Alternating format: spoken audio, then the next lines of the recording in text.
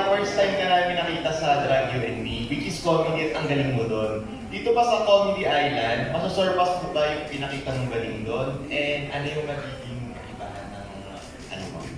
Yung the way na pagpapatawa mo doon sa preview series mo dito? Ito po kasi... Napapangihilap si Carlo Kinga, pasensya. Baka kasi isipin niya may issue eh. Siya sila magaling yun. Ihihilap yung tawa. O yun pang issue. Iba po kasi yung sa Drag You and Me kasi may script po talaga yun at may character po ako pinoportray doon.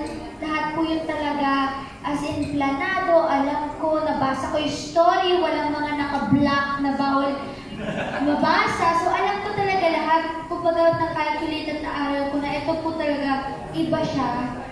Tsaka siguro iba yung tawa dito. Kasi ayun, meron kami mga political jokes, minsan kaya it's funny. Tapos, of course, LGBTQIA+, nakakatawa talaga mga drag queens. Ibang klaseng funny po ito, I think.